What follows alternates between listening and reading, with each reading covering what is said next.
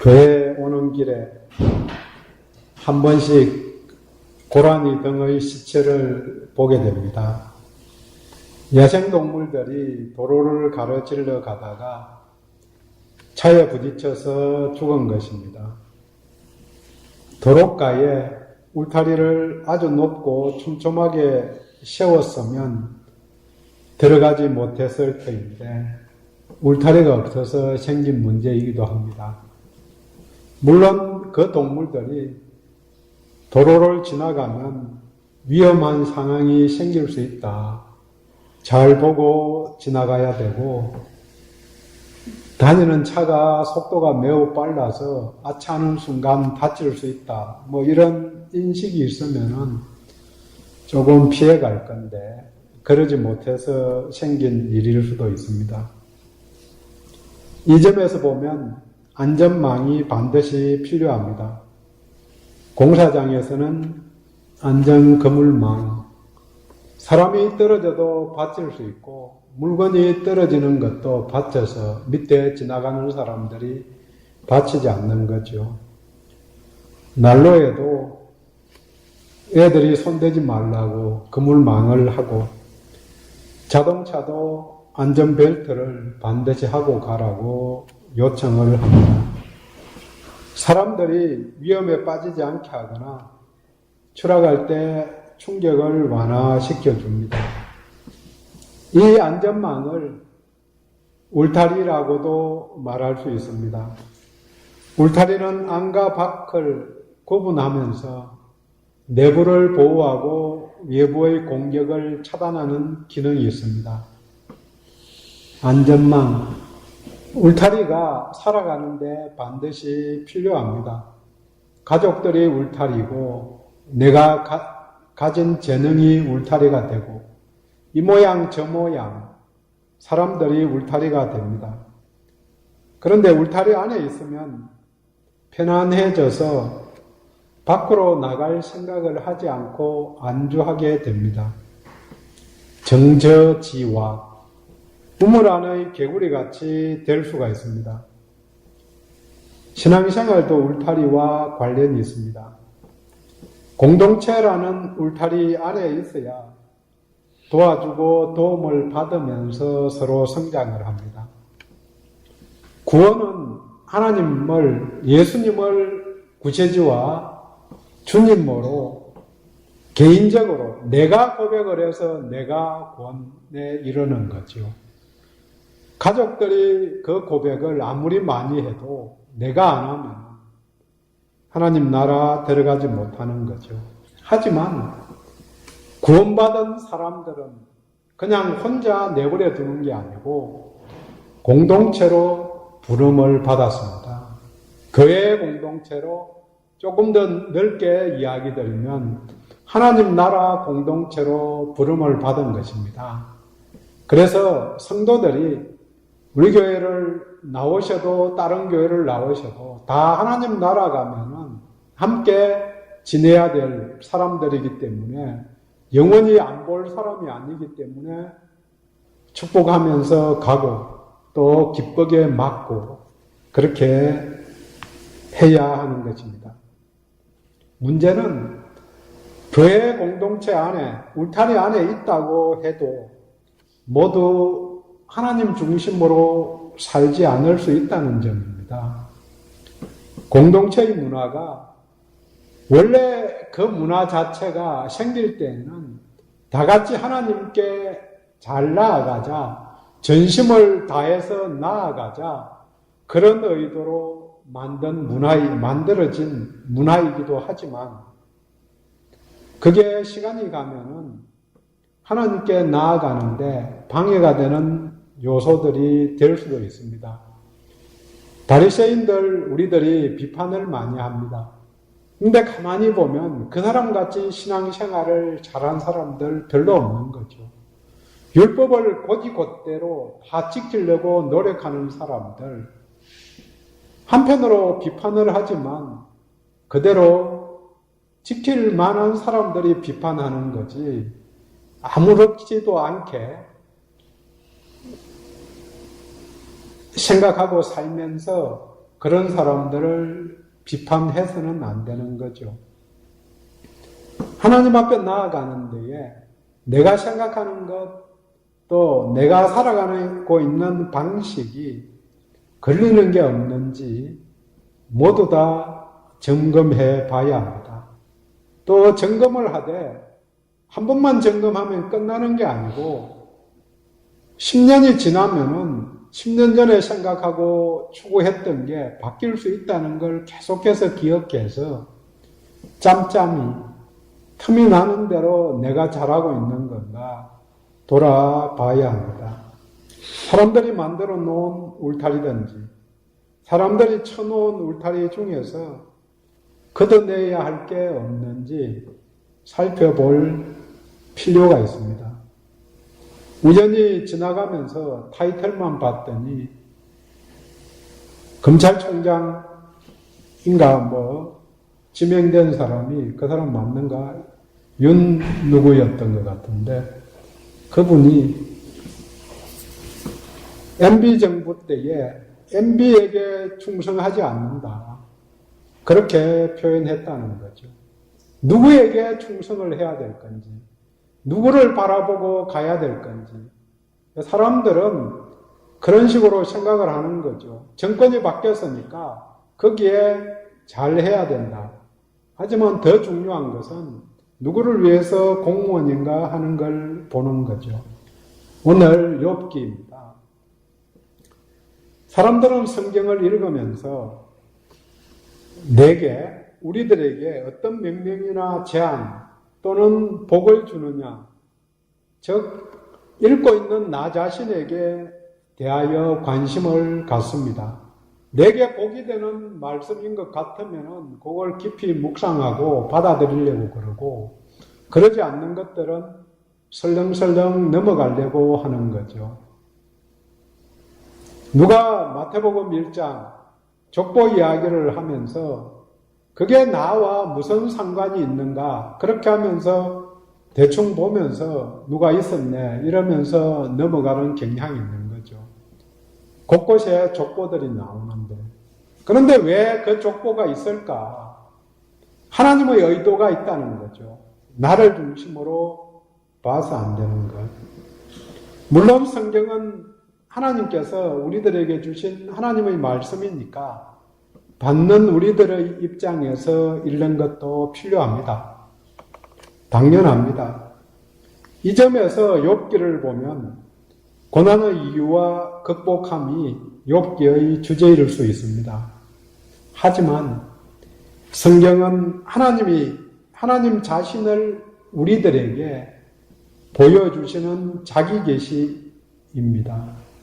사람들이 천지 만물을 보면서 하나님을 정확하게 인식하면 좋은데 천지 만물을 보면서 하나님이 계시다. 내가 만들면 꽃을 이렇게 어떻게 아름답게 만들 수 있고 필요할 때에 그 시기가 되면 꼭 피게 만들 수 있을까? 어떻게 프로그래밍을 할까?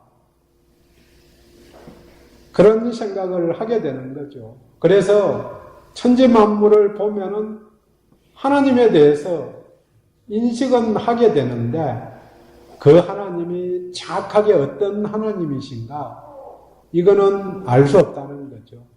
그것을 정확하게 알려주시는 그 메시지가 성경에 있다는 거죠. 하나님의 자기 계시, 내가 누구인지 성경을 정확하게 봐야만 하나님에 대해서 정확하게 알 수 있는 거죠. 물론 이단들은 자기 마음대로 해석해서 이런 하나님이라고 말씀을 왜곡시키고 있는 부분도 있지만 어쨌든 성경은 하나님의 자기 계시입니다. 그냥 두면 사람들이 하나님을 모르고 또 오해하기 때문에 자신을 명료하게 보여주는 도구로 성경을 작성하신 것입니다. 그런 면에서 보면 욥기도 욥에게 초점을 맞출 게 아니고 욥기에 나오는 하나님이 어떤 하나님이신가 이것을 보는 게 중요합니다. 예배자는 예배하는 대상을, 숭배하는 대상을 닮아가게 되어 있습니다. 어떤 종교를 갖고 있느냐, 그게 그 사람의 인품을 형성해 간다는 거죠. 하나님을 섬기는 사람, 특별히 하나님을 섬기면서 하나님의 성품을 정확하게 아는 사람들은 그 하나님의 성품을 닮아가게 되는 거죠. 사랑의 하나님만 인식하는 사람들은 정의에 대해서 별로 생각을 안 한 거죠. 은혜가 풍성하신 하나님. 그래서 하나님 앞에서 뭘 해도 복 주시는 하나님 이렇게 인식을 하는 거죠. 그렇지만 또 한편으로는 정의의 하나님만 기억하게 되면은 바리새인들과 같이 정죄하는 쪽에 가는 거죠. 그래서 둘 다를 정확하게 아는 것, 우리 하나님이 어떤 분이신가를 아는 게 필요하죠. 이 점에서 보면 욥기의 주제는 무한하신 하나님입니다. 무한하시고 자유로우신 하나님, 사람들이 만든 원칙을 따르지 않고 자유롭게 결정하시는 우리 하나님이심을 보여줍니다. 무한하신 하나님을 정확하게 인식하는 방법이 뭔가? 자신을 둘러싸고 있는 안전망, 울타리를 걷어낼 때에 가능하다고 욥은 말합니다. 참된 자신을 어떻게 발견하는가? 울타리를 걷어낼 때 하나님을 알아야 내 자신을 바로 알 수 있기 때문에 나를 둘러싸고 있는 환경들이 안전망이 제거될 때 참된 나를 발견할 수 있기 때문입니다. 이 울타리를 제거하는 과정 중에 욥의 입장에서는 고난이 임하게 됩니다. 어느 누구나 안전망이 사라지면, 울타리가 사라지면 고난을 당하게 됩니다. 가족들이, 부모님이 잘 계시다가 어린 데에 돌아가시고 없어지면 부모님이 울타리인데 안 계시면 어려움 당하는 거죠. 그래서 어려움 당하는 사람들 많이 보잖아요. 집에도 울타리가 없으면 쉽게 도둑이 들고 쓰레기가 날라들고 폭풍우를 직접 맞고 앞으로 넘어지는데 뒤통수가 깨어지는 그런 일들이 생기는 거죠. 오늘 본문은 사탄과 하나님과의 대화입니다. 이 대화로 인해서 잘 지내고 있는 욥에게 폭풍우가 몰아칩니다. 하나님이 주도하신 일이기는 하지만 인생사, 우리가 살아오면서 나는 가만히 있는데 남들이 만든 흐름 속에서 내가 흔들리게 되는 일들이 많이 일어납니다. 최근에 미국에 잘 살고 있던 교포가 한국에 나왔다가 재입국이 안 되어 추방되기도 하고 멀쩡하다가 폐암으로 6개월 만에 죽기도 하고 논에다 물을 댔는데 수자원공사가 잘못해서 바닷물이 공급되어서 배가 말라 죽기도 하고 이런저런 일들이 내 의지와 상관없이 벌어지고 있습니다. 이러할 때 무엇을 어떻게 해야 하는가? 또 무엇을 봐야 하는가? 본문을 통해 욥을 통해서 같이 나누도록 하겠습니다. 제일 먼저 인생에는 대적이 있습니다. 대적자, 원수가 있습니다. 본문에 나오는 사탄입니다. 사탄이라는 원래 의미가 고소자, 고발자 이런 뜻입니다. 이 사탄은 계시록 12장 9절에 마귀라고도 하고 사탄이라고도 하는 온 천하를 꿰는 자, 이렇게 말하면서 마귀는 사탄과 같다 그렇게 이야기하고, 사탄은 히브리어로 사타나스, 이걸 발음대로 부르는 이름이고, 마귀는 사탄의 헬라어인 디아볼로를 번역한 말입니다. 결국 마귀나 사탄이나 같은 존재, 영적인 존재인데 타락한 천사입니다. 문제는 사탄이 온 천하를 꿰어서 하나님을 잊어버리게 만드는 그 일입니다. 계시록 12장 10절에 사탄을 두고 우리 형제들을 참소하던 자, 곧 우리 하나님 앞에서 밤낮 참소하던 자라고 알려줍니다. 참소, 고발한다는 이야기죠. 하나님과 사람 사이를 이간질해서 사람들이 하나님을 대적하게 만드는 원흉이 사탄입니다. 첫 아담이 죄를 짓게 된 것도 사탄의 유혹에 넘어가서 결국 하나님과 아담과 하와의 관계를 끊어내는 역할을 한 게 사탄이죠. 우리들은 분별력이 있기 때문에 사탄의 꿰매에 빠지지 않을 것이라고 그렇게 생각하기도 하지만 유혹은 각자의 약점을 파고들며 공격하기 때문에 유혹을 뿌리치는 것, 빠져나가는 게 쉽지 않습니다. 내 약점이 뭔가 이걸 봐야 되는 거죠. 고린도후서 11장 14절입니다. 사탄도 자기를 광명의 천사로 가장하나니 사기꾼이 스스로 사기꾼이라고 이마에 써붙이고 다니는 사람 한 명도 못 봤습니다. 외제차를 타고 잘 차려입고 생긴 것도 나름 괜찮고 거기다가 결정적으로 말을 잘하는 거죠. 신뢰할 수 있게 말을 잘하니까 넘어가는 거죠. 마찬가지로 사탄도 광명의 천사로 가장해서 나타나고 그래서 꿈에 누가 뭐라고 이야기했다. 그게 광명의 천사로 가장한 사탄인지 아니면은 진짜로 하나님의 말씀인지 이걸 검증을 해봐야 하는데 어떻게? 꿈이 확실하다 이게 중요한 게 아니고 하나님 말씀이 확실하게 기록되어 있는데 그 말씀에 비추어서 볼 때 그렇게 가는 게 생명의 길인지 그걸 벗어나는 게 생명의 저주를 벗어나는 길인지 이걸 명료하게 봐야 되는 거죠. 15절에는 사탄의 일꾼도 의의 일꾼으로 가장하는 것이 대단한 일이 아니라고 그렇게 고린도후서에서 이어서 이야기합니다. 사탄도 광명의 천사로 가장하고 가장해서 나타나고 사탄의 일꾼들도 그렇게 나타나는 거죠.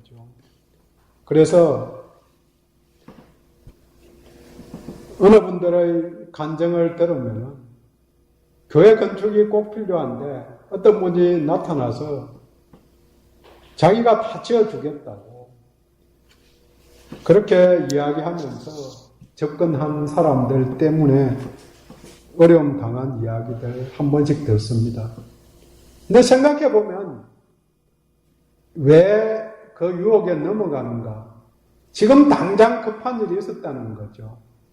당장 예배당을 지어야 되겠다 이런 급한 일을 앞두고 그 다음에 예배당을 짓는데 준비된 돈은 조금밖에 없는데 10%밖에 없는데 나머지 90%를 어떻게 해결할까 이렇게 고민하는데 어느 분이 나와서 자기에게 맡겨주면 끝까지 책임지고 하겠다.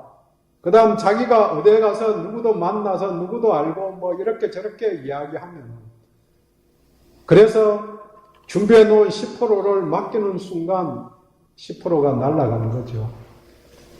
왜? 급하니까.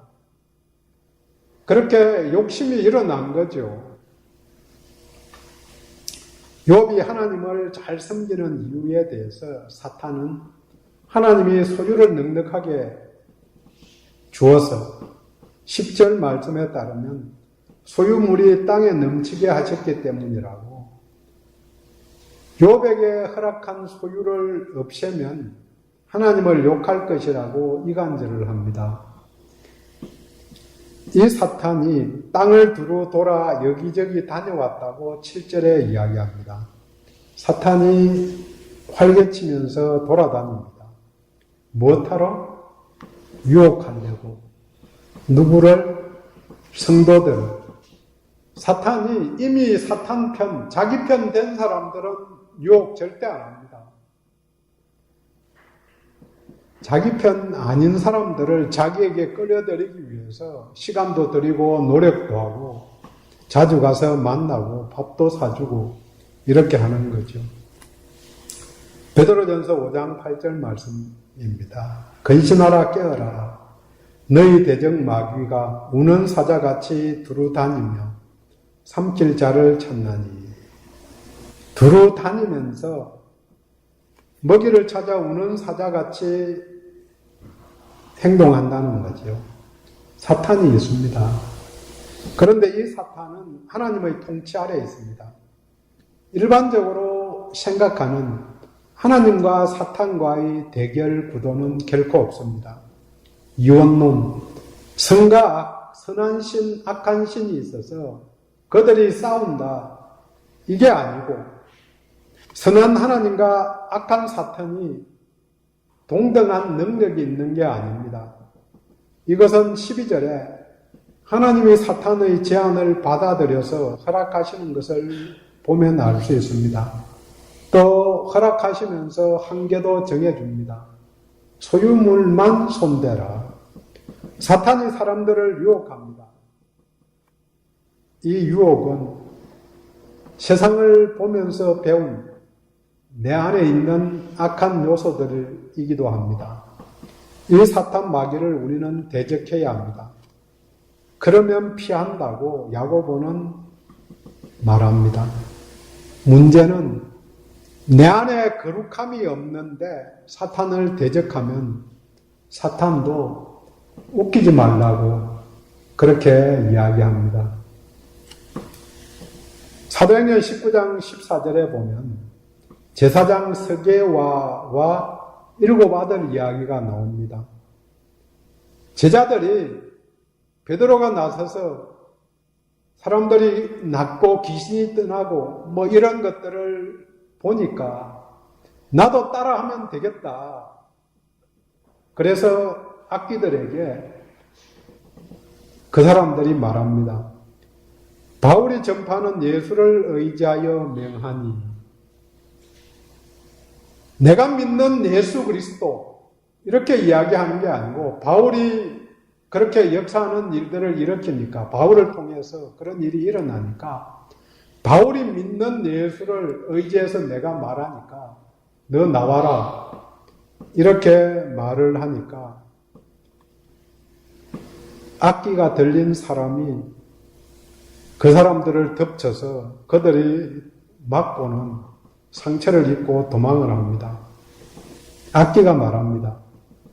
내가 예수도 알고 바울도 알거니와 너희는 누구냐? 사탄이 마귀가 귀신도 사탄의 쫄개인 귀신들도 잘 아는 거죠. 너 속에 예수님이 어떤 위치로 있는가 그걸 알기 때문에 그렇게 이야기하는 거죠. 귀신이 귀신같이 아는 거죠. 그 말은 우리가 많이 쓰잖아요. 귀신같이 안다. 귀신같이 알아서 내 속에 예수님이 어떤 위치에 있는가 그냥 어설프게 믿으면은 너희는 누구냐? 너는 누구냐? 이렇게 도로 소리치면서 달겨드는 거죠. 내가 믿는 예수, 우리가 의지하는 예수 이름으로 또 하나님의 능력에 들이펴져야 합니다. 그러면 마귀를 대적하면 마귀가 사탄이 귀신들이 도망갑니다. 두 번째 우리 하나님이 사람들을 유업을 보고 계십니다. 보고 계시는데 그냥 보시기만 하는 게 아니고 8절 주의하여 보았느냐, 주의하여 보고 있다고 말씀하십니다. 내 종 욥을 주의하여 보았느냐. 물론 사탄에게 주의하여 보았느냐고 묻지만 자세히 살펴보시고는 자랑하는 마음으로 욥을 자랑하기 위해서 꺼낸 말입니다. 8절 그와 같이 온전하고 정직하여 하나님을 경외하며 악에서 떠난 자는 세상에 없느니라. 칭찬 1색입니다. 온전하다, 정직하다, 하나님을 경외한다, 악에서 떠났다. 하나님이 자랑하는 사람의 모습입니다. 하나님이 사랑하는 사람의 모습입니다.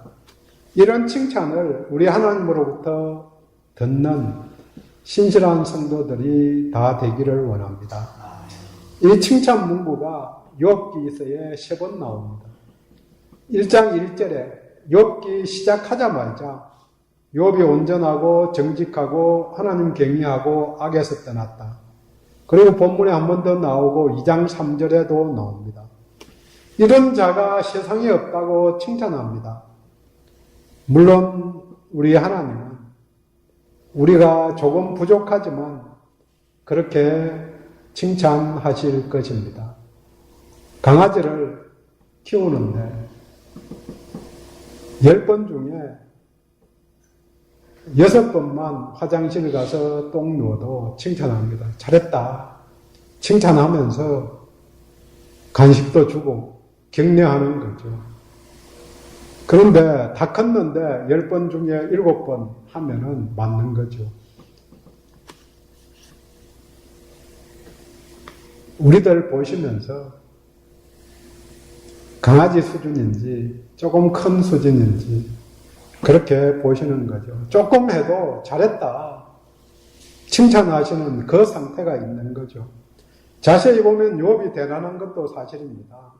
온전하다, 정직하다, 하나님이 칭찬하듯이 그 정도로 경외하고 악에서 떠났다.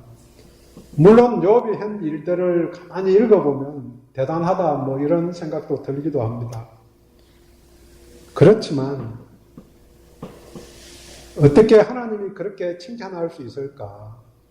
욥기서 9장 2절에 욥이 말합니다. 인생이 어찌 의로우랴. 인생은 누구나 의롭지 않습니다.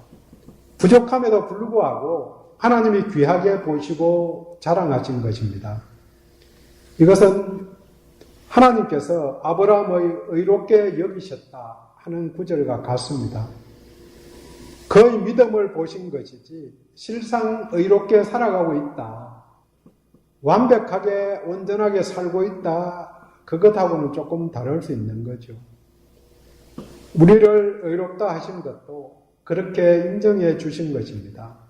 후히 주시고 꾸짖지 아니하시는 우리 하나님께서 나를 있는 그대로 좀 못해도 잘하고 있다, 그렇게 격려하면서 동행해 나가기를 끊임없이 원하십니다.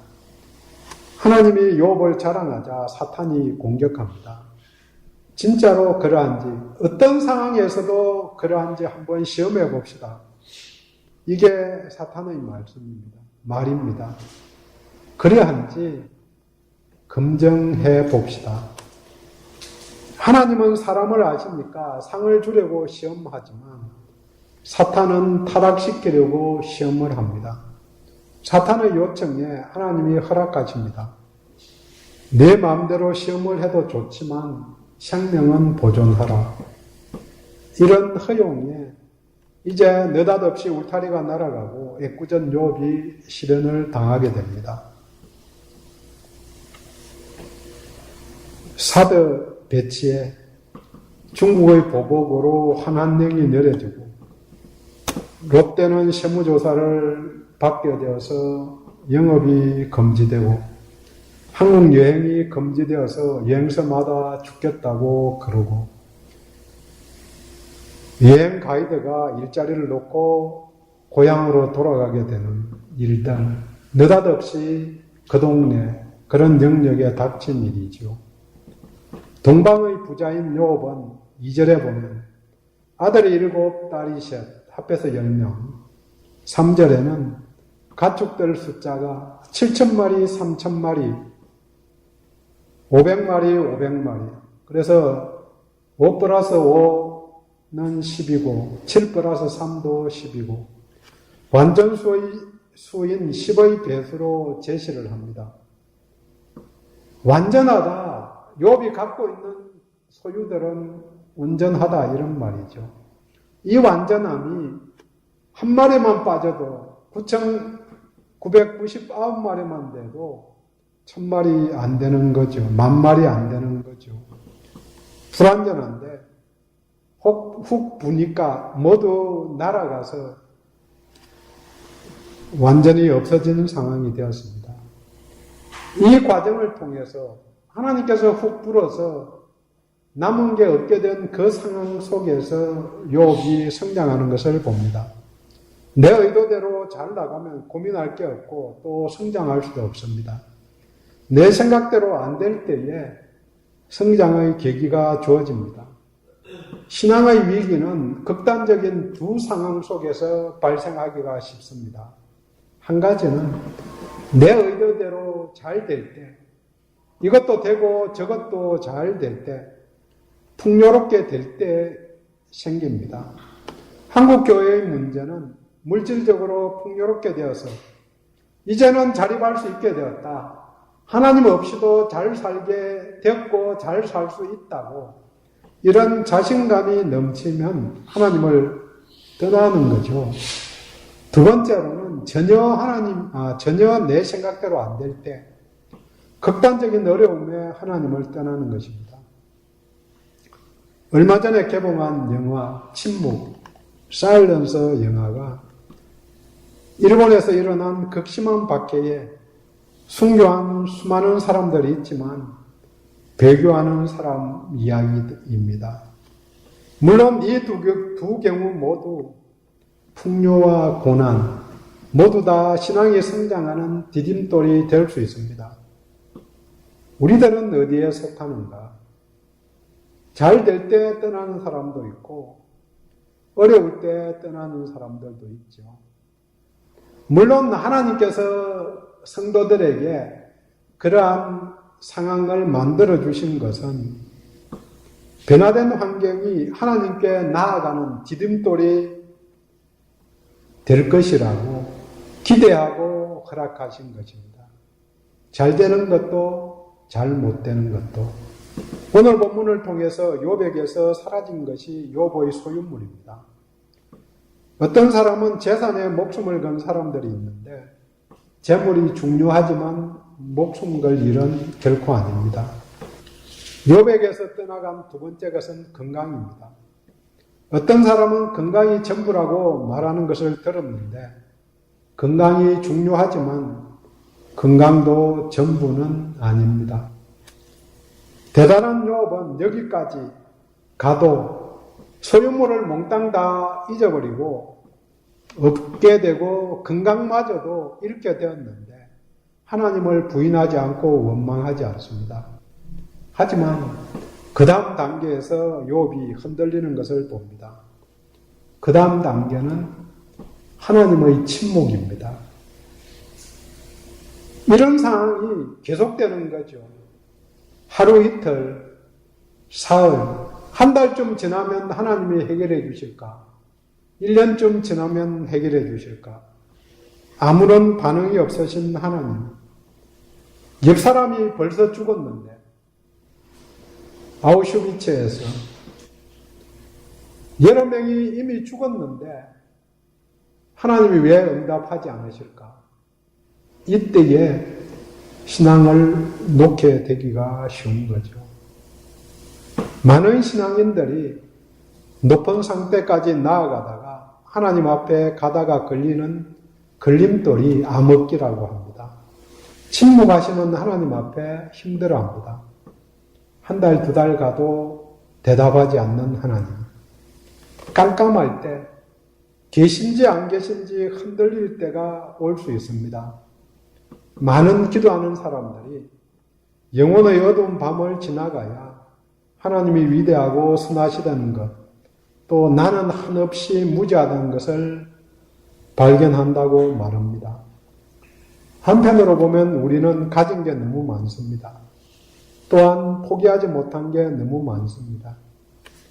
소유와 자녀를 넘어가지 못하기 때문에 설령 넘어가도 건강을 넘어가지 못하기 때문에 그 다음으로 성장하지 못하고 있습니다.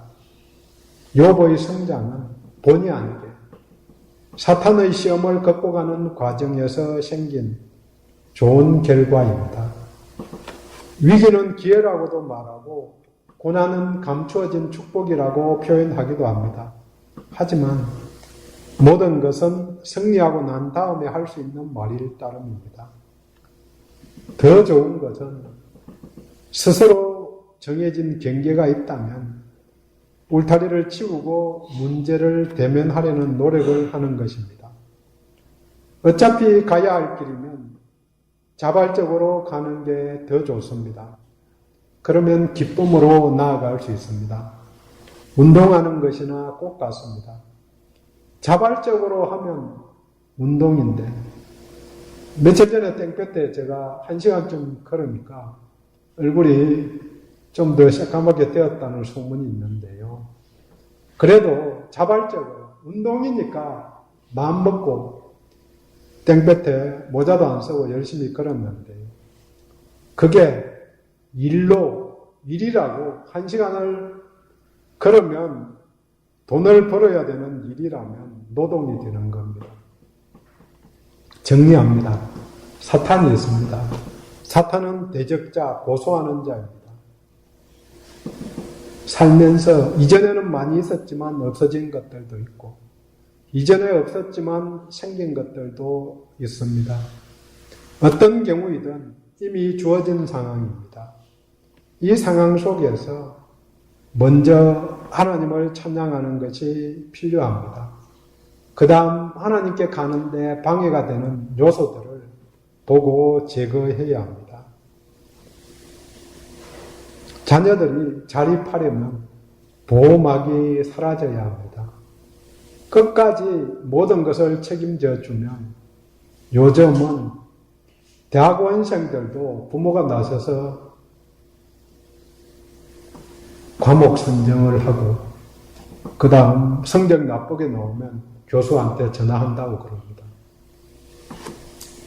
보호막이 사라지지 않으면 자립할 수 없습니다. 그때 비로소 자신의 위치를 발견하고 자유인으로 성장하게 됩니다. 기도합니다.